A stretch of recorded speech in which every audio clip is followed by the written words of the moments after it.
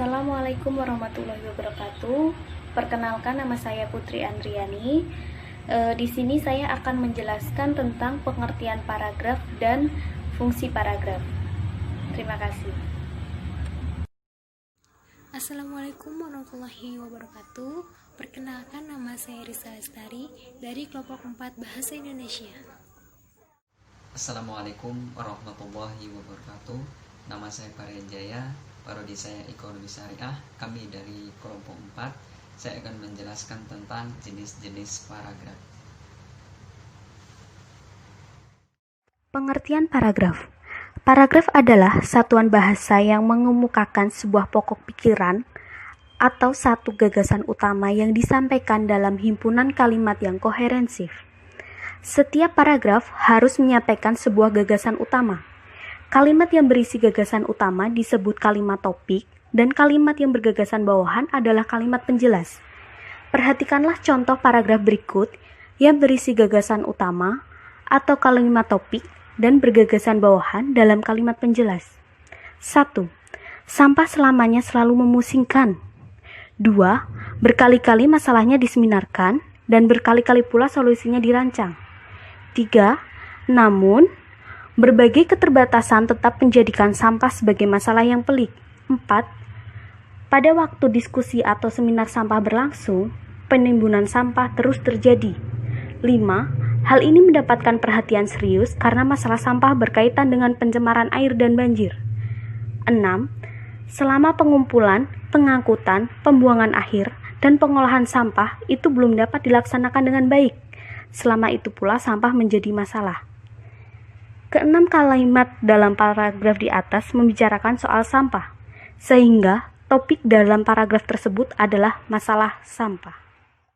Fungsi paragraf. Fungsi paragraf dibedakan menjadi 2. 1.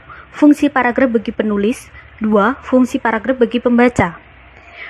Fungsi paragraf bagi penulis adalah 1. Paragraf memudahkan pengertian dan pemahaman dengan menceraikan satu tema dari tema yang lain dalam teks. 2. Paragraf merupakan wadah untuk mengungkapkan sebuah ide atau pokok pikiran secara tertulis. 3.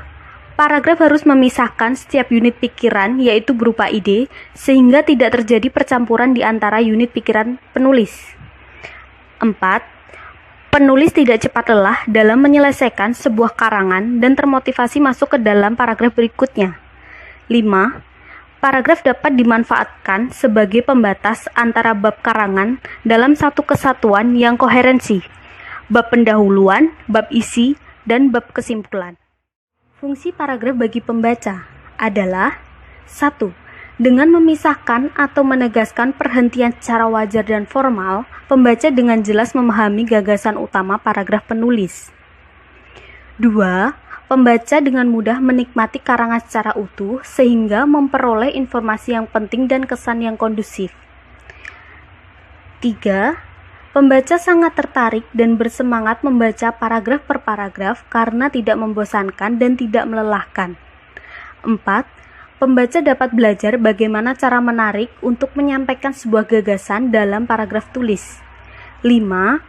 Pembaca merasa tertarik dan termotivasi cara menjelaskan paragraf tidak hanya dengan kata-kata, tetapi juga dengan gambar, bagan, diagram, grafik, dan kurva. Persyaratan paragraf yang baik dan benar. Paragraf yang baik dan efektif harus memenuhi persyaratan berikut. Yang pertama, kesatuan yang kompak, yaitu semua kalimat harus mengemukakan satu tema yang jelas. 2. Koherensi yang padu, yaitu antar kalimat dalam paragraf saling terkait dalam paragraf. Cara mengaitkan antar kalimat dalam paragraf dapat dilakukan dengan cara berikut. A. Pengulangan kata kunci, repetisi, yang terdapat dalam setiap kalimat. B. Penggunaan kata penghubung, konjungsi, setiap awal kalimat dengan tepat dan benar. C. Penggunaan kata ganti orang atau kata ganti penunjuk sebagai pengganti gagasan utama dengan kata-kata seperti dia, mereka, nya, itu, tersebut, ini. 3. Penggunaan metode pengembangan paragraf sebagai penjelas gagasan utama paragraf. Metode yang digunakan dari metode proses sampai dengan metode definisi. 4. Setiap paragraf harus mempunyai satu gagasan utama yang ditulis dalam kalimat topik. Posisi kalimat topik dalam paragraf ditempatkan pada A. Kalimat topik pada awal paragraf, deduktif. B. Kalimat topik pada akhir paragraf, induktif. C. Kalimat topik pada awal dan akhir paragraf, deduktif, induktif. D. Kalimat topik pada tengah paragraf, iteratif. E. Kalimat topik pada semua kalimat dalam paragraf, deskriptif. Kalimat topik dalam paragraf ditulis dalam kalimat tunggal atau kalimat majemuk, bertingkat karena kedua kalimat itu hanya menyampaikan satu gagasan utama. 5. Penulisan paragraf tepat memerhatikan kaidah satuan bahasa yang lain, seperti ejaan, tanda baca, kalimat, diksi, dan bentukan kata. 6. Dalam penulisan karangan ilmiah, penulisan paragraf harus diperhatikan hal-hal teknis penulisan, seperti kutipan, sumber rujukan, tata letak grafik, kurva, gambar. 7. Penulis pun memperhatikan jenis-jenis paragraf pada posisi bagian karangan pendahuluan, isi, dan bagian kesimpulan. 8. Penulisan paragraf yang menjorok ke dalam, sejajar, atau menekuk. 9. Penulisan juga memperhatikan jumlah kata atau jumlah kalimat dalam sebuah paragraf, yaitu jumlah kosakata paragraf antara 30 sampai 100 kata dan jumlah kalimat minimal 3 kalmiah. 10. Jika uraian paragraf melebihi 100 kata, sebaiknya dibuat menjadi 2 paragraf.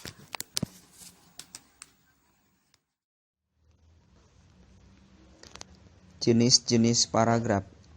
Dalam karangan terdapat bermacam-macam jenis paragraf. Macam jenis paragraf tersebut jika diperhatikan dari berbagai sudut pandang, berikut ini ditampilkan berbagai jenis paragraf. 1. Jenis paragraf diperhatikan dari satuan karangan di antaranya A. Paragraf pembuka yang terdapat pada karangan sebagai pengantar pokok pikiran penulis yang ditempatkan pada bagian pendahuluan. B. Paragraf isi adalah paragraf yang menguraikan pokok masalah dalam karangan, yaitu bagian isi atau uraian karangan.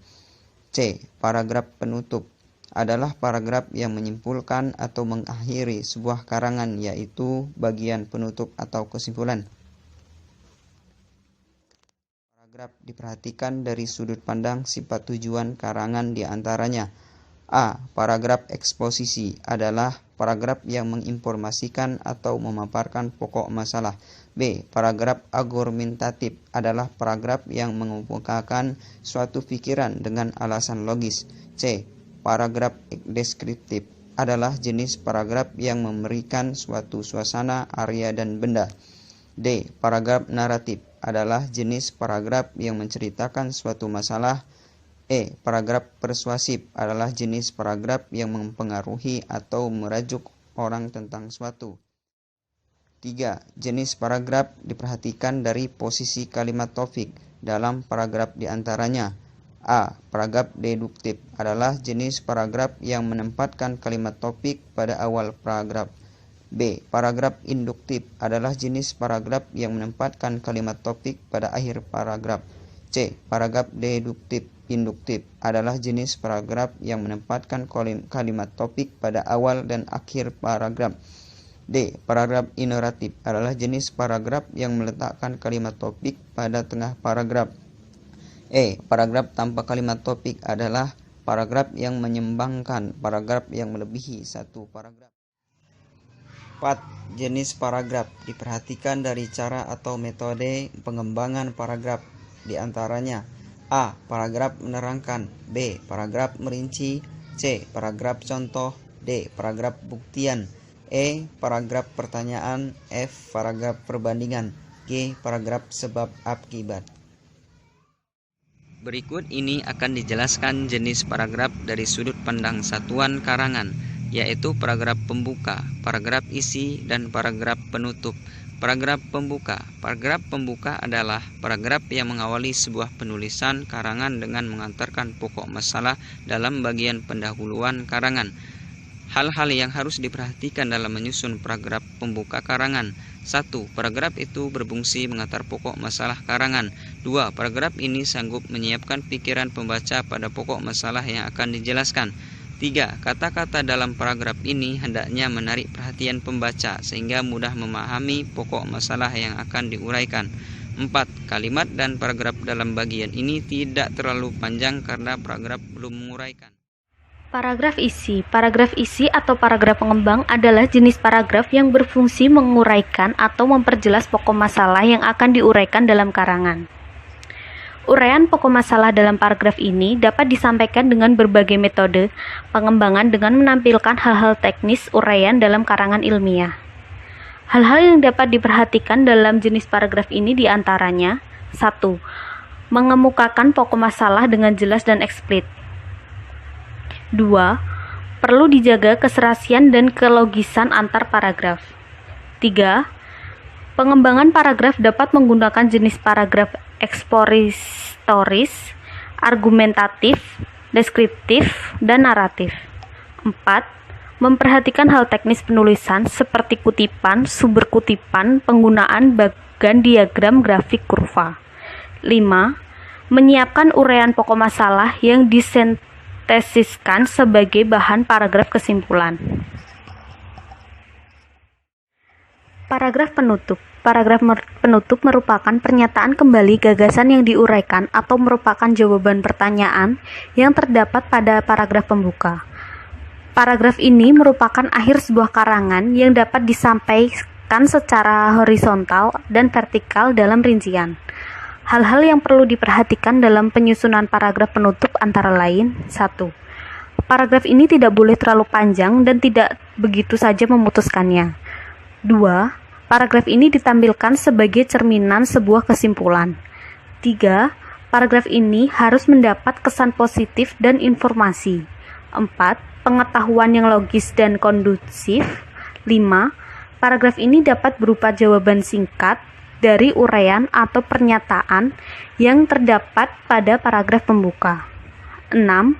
Paragraf ini jangan lagi menguraikan, mengutip, dan mengemukakan masalah baru. 7. Berdasarkan apa yang disimpulkan dalam paragraf, penulis dapat mengajukan rekomendasi atau 8. Usulan yang berupa saran karena keterbatasan waktu dan dana penulis didapatkan.